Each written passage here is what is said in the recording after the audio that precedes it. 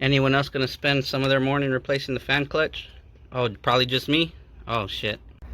My car's been heating up, so I was told by my mechanic buddy that I should try the fan clutch next after several other items that I've done. I've replaced the thermostat, I've replaced the radiator. Those things actually took care of it. That was months and months ago. But now I'm having a problem where it heats up after about 15 minutes. So recommended the fan clutch, so I'm gonna give it a try. One thing I've mentioned in some of my other videos is that I'm just a realtor. I'm not a mechanic, so I just do what I can. But I know that I'm gonna have to take this out. This piece is already out over there on the floor. I'm probably gonna remove this just so I can have elbow room. And then the fan clutch is literally right there in the fan. So I'll have to take that out, and that's what this big old 32 wrench is for. So let's get going. You got to get these tabs out here, and I got 3 there, so I'm just gonna use some pliers, and usually you can just pull it right out. So I'm gonna get those other 2 out. So those tabs are out, so this thing just comes right off now. And I usually make sure to put all my stuff somewhere where I can remember what it's for. And then now you gotta take this guy off, which usually just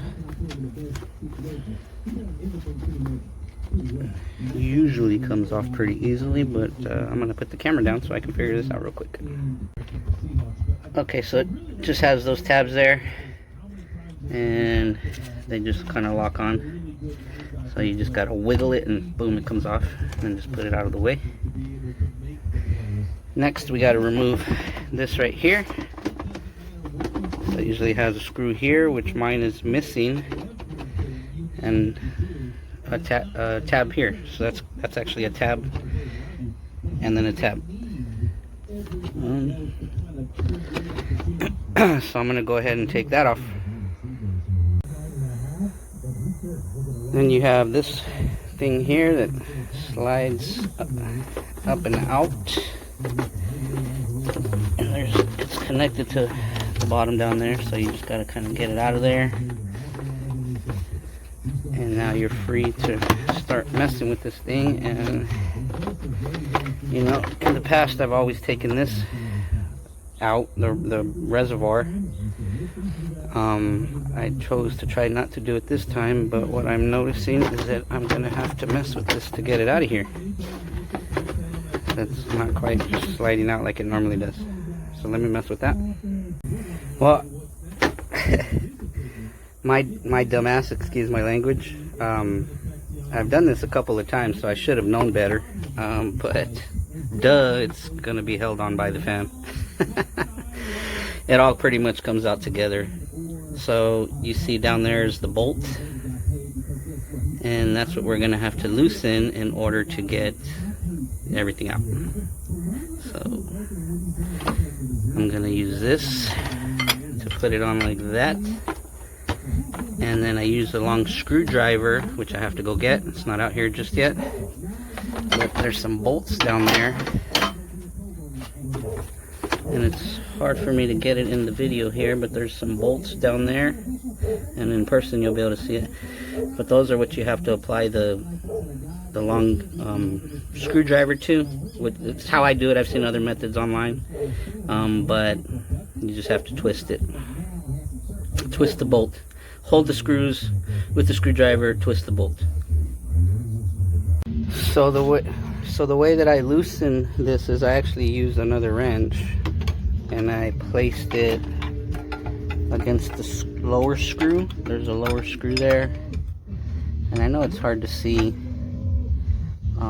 because the sun is shining, but you don't need to like latch it to anything. You just need to put it there so that you can help hold that screw in place and keep the water pump from spinning.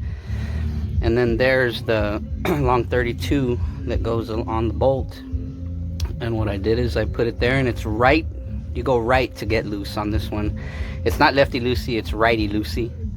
And then just with the small little hammer there, I gave it a little whack. Nothing hard in reality, and probably because I've done this a couple times.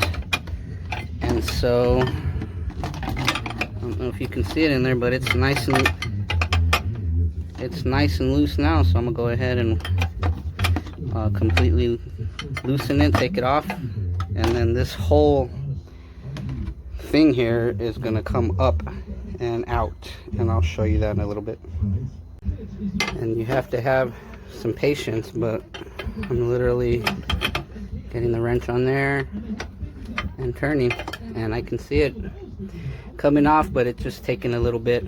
So I can see the thread though, so we're getting there. All right, so it came off, and my fan, despite my efforts to try to hold it, it slipped out of my fingers and fell right there. However, it's not like it goes somewhere where you can't just easily reach in and grab it. And then, like I said, you have to take this out and the fan out pretty much simultaneously, because BMW does not leave you a whole lot of room here. And I know I said I was going to take this out earlier, but I decided I didn't need to. So I'm just going to work on getting it all the way out. And see that? Came right up. So then I put it down,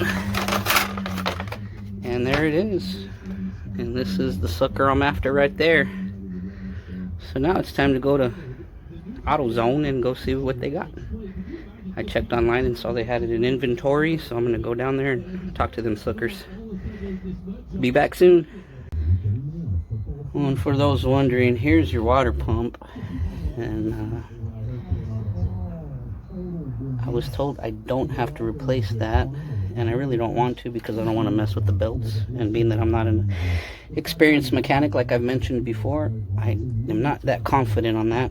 Although I do, pretty sure, I think that it loosens here, kind of brings everything in so you can pull the belts off. But I really don't want to mess with that if I don't have to.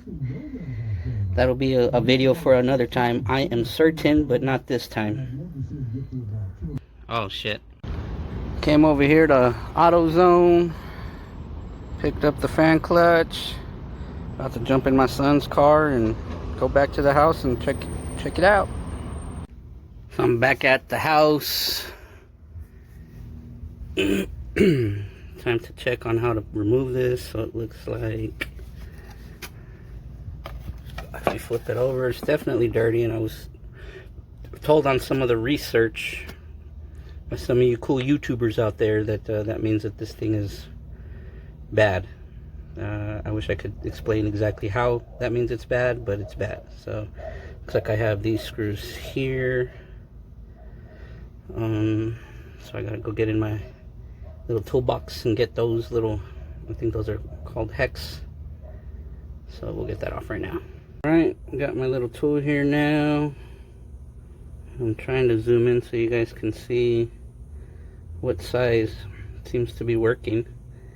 And then good thing I'm taking video, because you got to make sure to put this thing back in the correct orientation in regard to the fan. So I think I'll remember. So I'm gonna go ahead and just unscrew. Alright, so I ended up switching to this one because this one felt like it fit a little more snugly. This is a 5. And these things were on there pretty good. I finally got them loosened, but I had to put this on there and then kind of give it a couple of taps with the old hammer here. But finally got them all loosened up, so I'm gonna go ahead and keep unscrewing them. This is what the new one looks like, so I'm gonna go ahead and get that put on there. Alright, so literally it's unscrew and screw in the new one and making sure you're putting it in there with the correct orientation.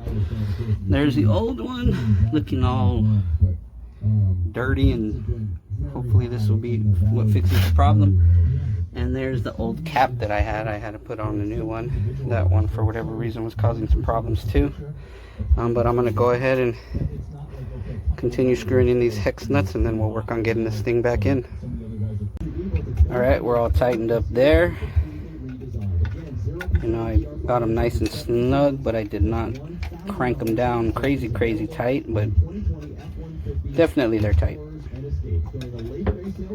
All right, so it's basically time to get the fan shroud, and we're gonna have to put this sucker back in all together.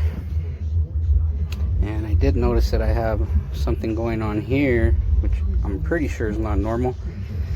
So probably what was happening is it probably wasn't slid in correctly into the little notch down there.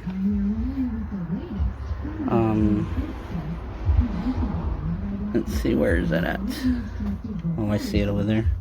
So I probably have to make sure it's not secured, so this thing doesn't bounce around, and it's probably hitting that pulley right there. So I'll go ahead and make sure I install that correctly this time. But yeah, so just the way you took it out, you got to put it back in, and these things have to go in together, and that has to go back on the nut right there.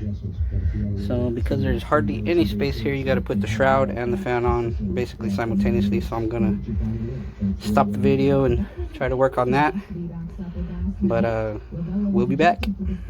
So I'm working it on, got the shroud in, got the fan in. Now I just need to work on getting that to screw into the nut, which shouldn't be too hard, but it definitely does require two hands. And I did see where I have to secure this a little better so it doesn't hit the thing over there. But yeah, now I just got to work on getting this in, secure the fan, secure the shroud. So I found the easy way for me to get that nut, that bolt started, was I literally held the fan with my right hand like this, and then with my left hand I got the wrench. And remember, you're going opposite, so lefty tighty. And so while I'm holding it with my right hand over here to keep the fan from moving, I'm tightening with the wrench. And that was the easiest method for me. So still got a few more rotations to go. Gonna continue tightening it. Be right back. So I got it all screwed in. I can feel that the fan feels different already. The one that I took off, it definitely was very loose as I tried moving the blades, and this one has much more tension. Hoping that's not an installation problem. I'm hoping that's actually an indication that that other fan, the other clutch, was bad. That guy right there. And so got the shroud on, put this back, put that back, secured the shroud, and check my coolant to make sure that I still have some in there, and I do. Hasn't really lost any from what I had put in there. I might put in just a little bit more just to be sure, but I'm gonna go ahead and crank it up after I put a little bit more in there. Go ahead and crank it up. When I took all this out and did all that assembly, you know, I obviously lost all my coolant, refilled it, bled the system, bled it several times because of the overheating problem.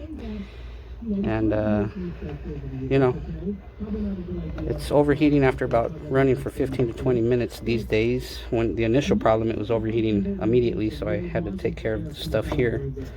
But let me go ahead and get this filled up, crank it up, and hopefully we're good. So to monitor the temperature, well, besides the fact that it's 103 degrees out here, but hey, I live in Phoenix and this is actually a mild day. It's supposed to be like 115, I think, today for the 10th straight day. Anyhow, that's besides the point. To monitor the temperature, you can hold this down until you see the message that it's gonna give here soon, right there, and then you toggle it, or sorry, push it until you hit 19. Oh, and then I went too far, didn't I? So I'm gonna go back around to 19 again.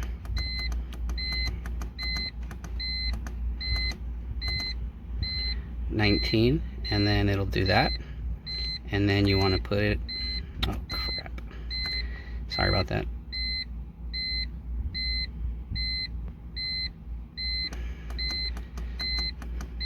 I'm not a pro, like I said. It takes me a second to get this stuff right. 19, and then push once to hit test. Oh gosh.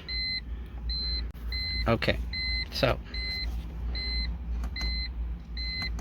got it into test mode where I can see the program. So what I did is you hold it down until you get 19, then you push the button, it'll say test, and then you immediately push this again until you get to number 7 there, and then this is your temperature gauge now. So I'm gonna go ahead and crank the car on, and if things go the way they've been going, in about 20 minutes I'm gonna have my temperature gauge and that guy. Like it'll go to the middle, and it'll sit in the middle for quite a while, and then around the 20-minute mark it just starts overheating. So if it's gonna do that again, I'll show you. If not, I'll also show you, but I'll be right back.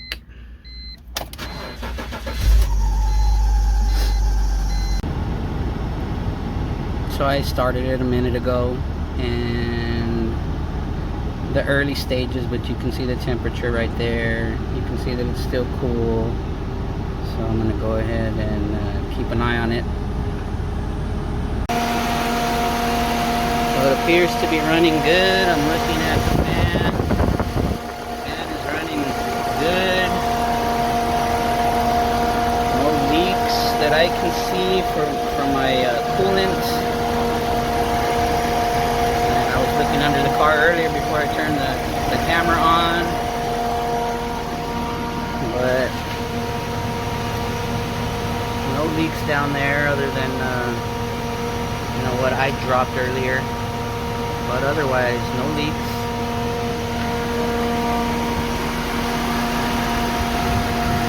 Just waiting the 20 minutes, see what happens. So in the amount of time that I've been out here, you can see that it's in the middle. The outside temp's risen 3 degrees, funny enough, huh? But my number there shows 97, so it has come up. It gets to around 116 or so by the time that thing starts ticking over. So we're in good shape at the moment. However, it's probably been like 10-11 minutes, so I'm gonna go ahead and keep watching it. So it looks like we're not going to be successful. I started revving it. You see it's starting to creep over just a bit, so I'm going to shut the car off. But it was not the clutch fan, so back to the drawing board.